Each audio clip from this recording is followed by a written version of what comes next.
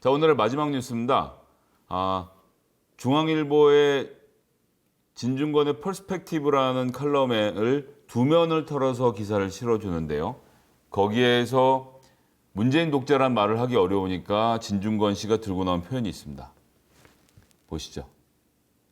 촛불 정권 연성 독재로 전락했다. 연성 독재, 말랑말랑한 독재다 이런 거죠. 저런 말은 또 어디서 그렇게들 만들어내는지 제주들이 비상합니다.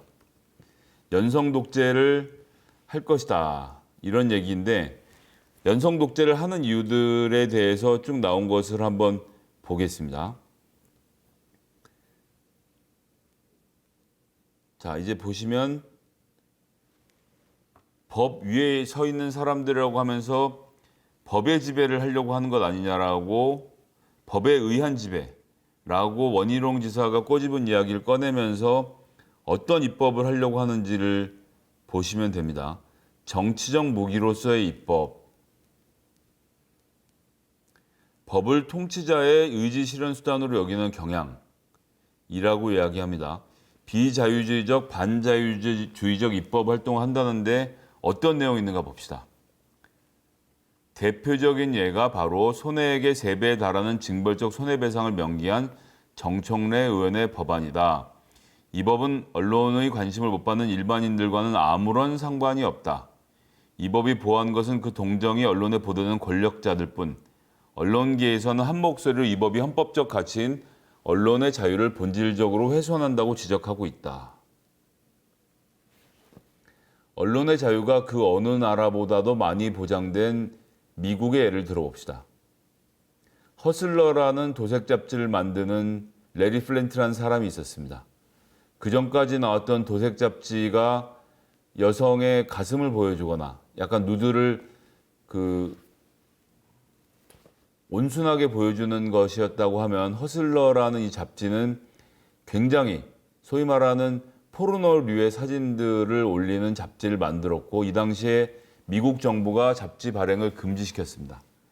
그래서 언론 출판의 자유가 있다라고 해서 레리 플린트가 싸움을 했고 허슬러란 잡지가 불법이 아니게 바꾸는 데 역할을 하면서 언론의 자유가 한번 강조됐던 적이 있습니다. 이분은 결국은 그런 도색 잡지를 반대하는 어떤 기독교 광신도의 총에 맞아서 하반신불구로 평생을 마감을 했는데요.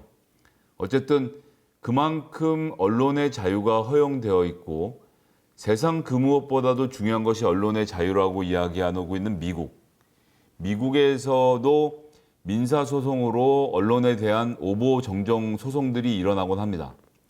전체 소송에서 제가 2003년에 민변에서 나왔던 통계를 인용해서 말씀드리는데요.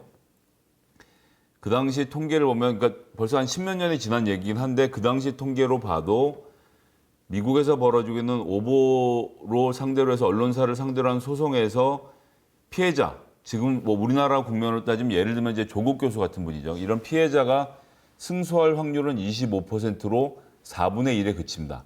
즉 미국 법원이 소송을 거는 사람들에 대해서 다 들어주지 않는다는 겁니다. 그런데 그 승소한 25%의 사람의 평균 배상액이 20억 원입니다. 200만 불이죠.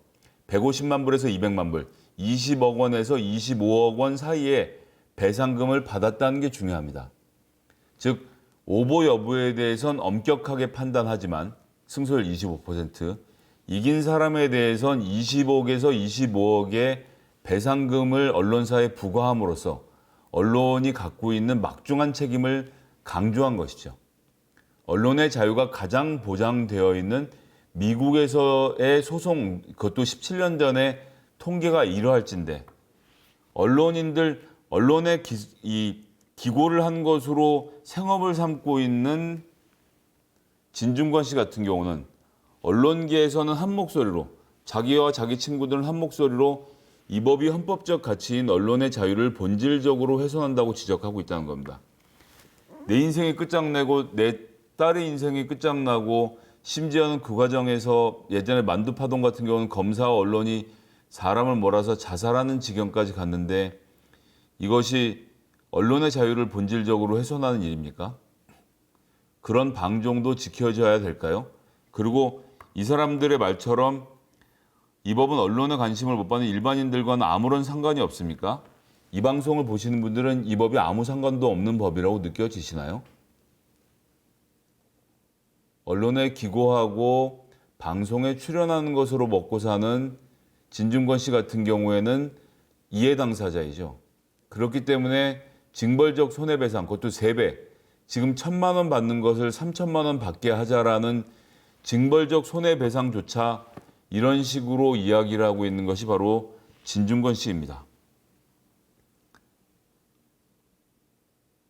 자, 사실은 사실대로 확정하는 작업은 사상의 자유에 맡겨야 된다라고 이야기를 하고 있는데 국가보안법 폐지를 먼저 이야기해야죠. 역사 왜곡 처벌법의 이야기를 하고 있는 겁니다. 그렇지만 진중권 씨는 국가보안법 폐지에 대해서는 이야기하지 않습니다. 역사 왜곡 처벌법이 생각을 처벌하는 법이라서 안 된다고 생각하면 국가보안법도 폐지해야 되는데 이분은 국가보안법 못지않게 표현의 자유를 제약할 것이라고 말을 하는 것으로 국가보안법에 대한 입장은 밝히지 않고 있습니다. 중앙일보에 기고를 하는 거니까요. 중앙일보 독자 수준에서 맞춰야 되는 거고 중앙일보 편집진에 눈밖에 나는 기사를 쓸 수는 없는 것 아니겠습니까? 그 다음 내용이 정말 기가 막힙니다. 신현영 의원이 법안에 심지어 징발한 의료 인력을 유사시 북한에 파견하는 내용까지 담고 있다. 민간인을 군인 취급하는 셈인데 이는 전체주의 국가에서나 가능한 군국주의적 발상이다라고 이야기를 하고 있습니다. 이 신문을 읽으시는 분들은 아니 우리나라 의사를 북한에 보낸다고? 북파를 한다고? 이게 무슨 얘기지? 라고 당황을 하실 겁니다. 언제나 그렇듯 옳은 소리는 원본을 가지고 이야기합니다. 제가 장담하지만 진중권 씨는 이 법안의 내용을 읽어보지 않았을 것입니다. 남북보건의료 교류협력 증진에 관한 법률안 신영현 의원이 대표 발의를 했죠. 4.27 판문점 선언과 9.19 평양 공동선언으로 분위기가 좋아졌다. 실현 가능한 북한과 교류협력의 범위가 제한이 있지만 남북 교류협력에서 우선적으로 시행 가능한 부분이 보건의료 분야라고 할 수 있으니까 이 중에서 인도적 지원 분야에서 남북 간 협력을 지속적으로 발전시킬 수 있는 가장 적합하고 의미가 큰 분야다. 이렇게 생각을 해서 같이 한번 해보자. 대북 인도적 보건의료 지원, 보건안보 측면에서 필요한 남북관계의 지속적 발전을 위해서 통일병 완화를 위해서 한번 해보자. 1990년대 이후에서 일본 주민들이 잘 작동을 안 하고 있는데 이 감염성 질환, 지금 같은 경우는 코로나죠. 여기에 대해서 대비를 잘 못하고 있는 것이 북한의 현실이니까 이것을 좀 한번 잘 만들어 보자는 것이고, 자, 여기에 나옵니다. 이 법의 취지. 과거의 단편적인 지원이나 협력 방식을 넘어서 경제협력과 국제보건의료, ODA 등과 연계해서 남북한이 서로 상생할 수 있는 교류협력을 증진할 수 있도록 법적 근거를 마련하려는 것이다. 여기서 가장 중요한 단어는 법적 근거를 마련하려는 것이라는 겁니다. 이것이 매우 중요합니다. 법적 근거라는 것을 마련해 놓아야 지방자치단체가 됐든 어디가 됐든 실질적으로 일을 할 수 있거든요. 그래서 여기에서 보면 남북보건의료 교류협력을 위한 지원, 왕래, 사업 등 남북보건의료 교류협력을 목적으로 하는 행위에 관해서는 다른 법률에 우선해서 이 법안을 하게 한다. 즉 교류가 가능하게 만들자라는 이야기를 하고 있는 겁니다. 이 이야기를 지금 북한의 의사를 징발해서 파견하는 것으로 바꾸어서 이야기를 하고 있는 것이죠. 남북 보건의료 교류협력을 위한 사업 지원으로 해서 정부가 보건의료인의 교육훈련 및 보건의료 교류협력 사업도 해야 되고 보건의료기관 협력 사업도 해야 되고 그다음 의료품 기기도 하고 보건의료인의 원활한 소통을 위해서 남북한이 함께 하자는 이야기를 하고 있는 이야기이고요. 자, 이제 문제가 된 구절을 보여드리겠습니다. 재난 공동 대응 및 긴급 지원. 정부는 남한 또는 북한의 보건의료 분야 지원이 필요한 재난이 발생할 경우 남한과 북한의 공동 대응 및 보건의료 인력, 의료장비, 의약품 등의 긴급 지원이 이루어질 수 있도록 노력하여야 한다. 여기서 제일 중요한 말은 노력하여야 한다입니다. 이유는 다시 말씀드리겠습니다. 정부는 북한의 일항에 따른 재난이 발생할 경우 재난구조 구호 활동을 한 단체 대통령령이 정하는 바에 따라서 지원할 수 있다. 감염병에 관한 정보 교류 및 협력 증진, 코로나 이야기이죠. 남북한 간의 감염병 관련 정보 교류 증진에 노력하여야 한다. 그런 이야기입니다. 이게 뭔데 이게 문제냐 이렇게 하실 수 있는데요. 자, 다시 보여드리겠습니다. 보건의료 인력, 긴급 지원, 노력하여야 한다. 이 세 문장을 가지고 진중권 씨는 민간인을 군인 취급하는 것이다. 징발한 의료 인력을 유사시에 북한에 파견할 수 있게 하겠다.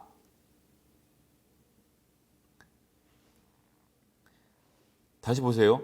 황운하 의원이 의사강제동원법을 발의했습니다. 이거 자체는 논란의 여지가 있다고 생각할 수 있습니다.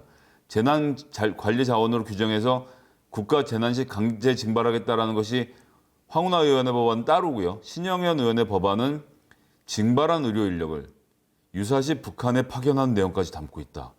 민간인을 군인 취급하고 있는데 어떡하지? 난 의사인데 북에 끌려가는 건가? 다시 살아서 돌아올 수 있는 건가? 그런데 내용은 다시 보여드리겠습니다. 남한 또는 북한입니다. 즉 북에서 파견을 받을 수 있는 거죠. 지원이 필요한 재난이 발생할 경우에 남한과 북한이 공동 대응, 보건의료 인력, 의료장비, 의약품 등의 긴급 지원이 이루어질 수 있도록 노력하여야 한다. 북에 코로나가 생겼고 코로나가 많이 퍼져서 큰일 나게 생겼다. 너무 많은 국민들이 죽게 생겼다. 그런데 코로나를 치료할 능력도 컨트롤할 능력도 없다. 북이 남에 도와달라고 요청을 했다. 그럼 정응병 본부장이 직접 가지 못하겠지만 그 밑에 있는 사람들 중 일부가 차출이 돼서 그럼 우리가 도와주시다라고 남북 간에 협의가 됐어요. 그러면 북한의 의료진을 보내야 될 거 아닙니까? 근데 현행법에는 북한의 의료진을 보낼 수 있게 되어 있지가 않습니다. 우리가 왜 해외에 의료 인력을 보내고 긴급 재난 구호를 합니까? 그것이 국가적인 신용을 쌓는 일이고 국가적인 명성을 쌓는 일이고 세계인으로서 세계 시민으로서 해야 할 의무이기 때문이죠. 북한에 코로나가 닥치고 또 지진 등이나 기아 등의 대규모 문제가 생겼을 때 대한민국이 인도적인 지원을 할 수 있는 거 아닙니까? 근데 현행법상은 의사들이 국경을 넘어가서 의료 활동을 하는 것에 대한 어떠한 조항도 없는 것입니다. 그래서 남한과 북한이 공동으로 대응,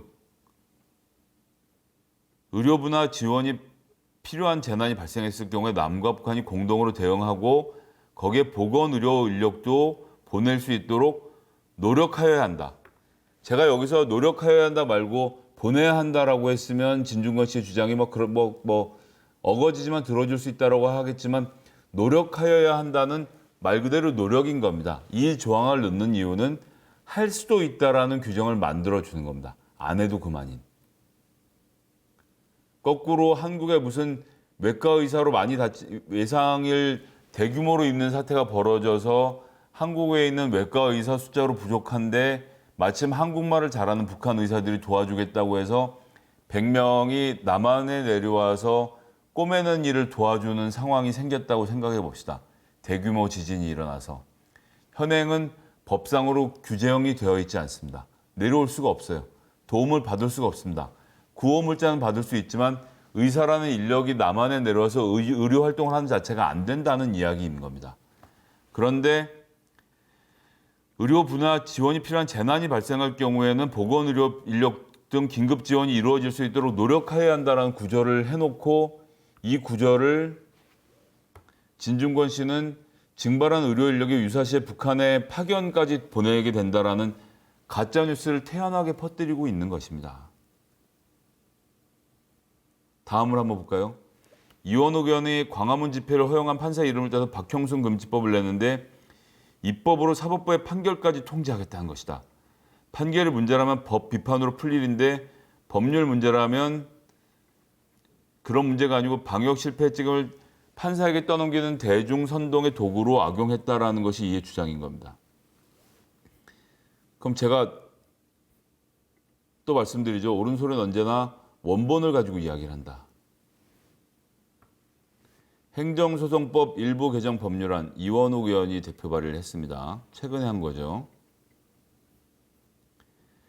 현행 행정소송법은 행정청의 처분에 대한 집행정지 신청에 있어서 행정청의 처분에 대한 집행정지 신청 사건, 서울시가 광화문 집회를 불허했는데 그 불허한 것에 대해서 불허하는 집행을 정지해달라는 것을 판사에게 요구하는 것이 바로 행정청의 처분에 대한 집행정지 신청 사건에 있어서 공공복리에 중대한 영향을 미치는 경우에는 허용하지 아니한다는 선언적 규정만 있는데 실질적으로 재난사태에 대해서는 없다. 그래서 감염병 분야의 전문 지식이 없는 법관이 판단에 일임하고 있는 부분이 문제가 있어서 감염병 관련 예방을 위한 조치가 필요한 경우에는 해당 질병관리기관의 의견을 반드시 청취하도록 규정한다. 즉 판사가 코로나19와 같은 미중의 전염병이 번지고 있는 상태에서 8.15 집회를 허락해도 되는지를 누구한테 물어보라고 하는 겁니까? 문재인 대통령한테 물어보라고 합니까? 이원욱 의원한테 물어보라고 합니까? 아니면 누구한테 물어보라고 합니까? 원문을 보시죠. 긴 얘기 안 하겠습니다. 제2항의 처분이 감염법 예방 및 관리에 관한 법률에 따른 교통차단, 집합제한 금지인 경우 코로나19 사태를 생각하시면 됩니다. 질병관리 담당 기구 장의 의견을 들어야 한다. 우리나라 질병관리본부의 장은 누구죠? 정은경 본부장입니다. 진중권 씨가 그렇게 좋아하는 정은경 본부장이요. 정은경 본부장님께 판사가 의견을 들어보고 정은경 본부장이 지금은 코로나19가 크게 번질 상황이고 이분들은 이러저러한 간격을 지키지 않을 것으로 걱정이 되니 집회를 허락해 주지 않으셨으면 좋겠습니다. 라고 이야기를 할 수 있는 겁니다. 여기 법은 그래서 문구가 중요합니다. 들어야 한다. 들어야 한다가 아니고 이원욱 의원이 예를 들어서 이 법안에다가 국무총리의 의견을 따라야 한다라고 썼으면 따라야 한다. 혹은 정은경 징병관리 담당기구의 장, 정은경 본부장의 의견을 따라야 한다라고 썼으면 행정부가 사법부의 권능을 넘어서는 일이라는 비판을 한 것을 제가 수용하겠습니다. 하지만 코로나19와 같은 미중의 재난 앞에서 전염병법에 위반하는 사안 같은 경우에 판사한테 와서 서울시가 집회 못하게 하는데 집회할래요 라고 이야기할 때는 정은경 본부장의 의견도 들어보세요. 꼭이요 라고 하는 것이 바로 이원욱 의원의 행정소송법 일부 개정 법률안인 겁니다. 이런 내용을 입법으로 사법부의 판결까지 통지하겠다는 것이다 라고 가짜뉴스를 퍼뜨리는 것이죠. 이렇게 해서 중앙일보에서 면을 털어서 보도를 해주고 있는 겁니다. 이 기사를 본 독자들은 경악을 금치 못하지 않겠습니까? 야, 이거 큰일 나나 보다. 이제 어떻게 하면 좋지? 우리는 문재인 독재 시대에 살게 된 건가? 라는 걱정을 안 하면 이상하네요. 안 하면 이상한 상황이 된 겁니다. 그런 기사를 보시죠. 두 면에 걸쳐서 이렇게 촛불 정권 연성 독재로 전락했다를 두 면에 걸쳐서 보도하고 있는 것이 중앙일보이고 진중권 씨는 아주 태연하게 가짜뉴스를 어마어마하게 섞어서 본인의 여러 가지 이야기들과 함께 하고 있는 것이 현실입니다. 이 기사를 본 사람들이 얼마나 기가 막히겠습니까? 문재인 독재에 신음하는 이 수많은 민초들에 대한 걱정을 하지 않을 수가 없지 않습니까? 하지만 제가 지금 뉴스로 말씀드렸습니까? 아니면 제 주장을 말씀드렸습니까? 저는 발의되어 있는 법안을 가지고 말씀드렸습니다. 심지어 이 법안은 통과가 된 법도 아닙니다. 법안은 국회 내 법안 소위에서 회의를 거쳐서 그 다음에 해당 상임위에서 논의를 거쳐서 법사위에서 체계작구 심사를 하고 본회의에 가서 투표를 통해서 발의되는 절차를 거쳐야 하는데 이 중 그 무엇도 거치지 않았습니다. 이 중 그 무엇도 거치지 않은 상태인 겁니다. 그런데 진중권 씨는 당장 내일이라도 무슨 큰일이 날 것인 양 설레발을 치고 있는 상황인 겁니다. 이렇게 되어 있으니 연성 독재란 말을 카톡에서 퍼뜨리면서 이제는 우리나라 의사들이 북한에 끌려가서 노역을 산다더라. 이렇게 이야기가 가도 사람들이 안 믿을 수가 있겠습니까? 야, 내가 딴 사람도 아니고 좌파인 진중권이 하는 얘기 들어봤는데 우리나라 의사들이 이젠 북한에 끌려가서 노역을 살게 됐더라. 라고 이야기하면 그런 줄 알게 되는 겁니다. 자, 신현영 의원의 법안은 지금 접수가 돼서 위원회 심사 단계에 가 있습니다. 아무것도 통과되지 않았어요. 소관 상임위가 외교통일위원회하고 회의 7월 3일에 상정 8월 3일에 상정 제안 검토보고 대체토론 소위 해부 정도만 돼서 논의를 하고 있는 중인 거예요. 아무것도 된 게 없습니다. 그냥 논의를 하고 있는 상태인 겁니다. 이런데 연성 독재라니요. 이런 주장들을 퍼뜨리고 있는 사람들에게 따끔하게 일침을 놔주십시오. 아무것도 그렇게 진행되고 있는 것은 없고 모든 것은 법안으로 발의돼서 논의 중인 것이다. 내용도 지금 제가 말씀드린 대로 신현영 의원의 법안은 단순히 재난의 경우에 남북 의료진이 공동으로 대응할 수 있게 서로 38선을 넘어서 휴전선을 넘어서 왔다 갔다 할 수 있게 할 수도 있다. 노력하자라는 이야기를 하는 것이고요. 이원욱 의원의 법안 같은 경우는 전염병이 만연해 있는 상황에서 판사가 서울시의 집회금지 판결에 대해서 다시 판단할 때 다른 분도 아니고 정은경 본부장의 이야기를 꼭 듣고 판결해라 라는 것이었다는 것. 이게 입법부가 어떻게 사법부를 통제하겠다는 건지 저에게 납득을 시켜주실 수 있는 분이 있다면 언제라도 전 환영하겠습니다. 이상으로 오늘 세 번째 뉴스, 진중권 씨가 퍼뜨리고 있지만 모든 사람들이 오해할 수 있는 가짜 뉴스에 대해서 말씀드렸습니다. 오늘 방송 상태가 고르지 못했음에도 불구하고 많은 분들 끝까지 남아서 방송 지켜봐 주신 것 정말 감사 인사드리고요. 아침부터 옳은소리 9월 2일 방송 여기서 마치겠습니다. 지금까지 진행을 했던 저는 옳은소리 채널 운영자, 열린민주당 당대변인 정치연구소 싱크와이 소장 김성애였고요. 광고 보고 오겠습니다. 안녕하십니까. 옳은소리가 회원제를 시작합니다. 옳은소리 채널 운영자 김성애입니다. 욕설 없고 편견 없고 차단 없는 담백한 시사 방송을 추구하고 있습니다. 매주 월요일부터 금요일까지 아침 8시 55분 아침부터 옳은소리 방송으로 찾아뵙고 있습니다. 촬영 김성애, 제작 김성애, 조명 김성애, 분장 김성애, 자료준비 김성애, 출연 김성애, 편집 김성애 모든 것을 저 혼자 하다 보니 방송에 부족함이 아직 많습니다. 회원제를 시작하면 편집자도 구하고 좀 더 다양한 옳은소리 만들도록 노력하겠습니다. 앞으로도 더 열심히 하겠습니다. 감사합니다.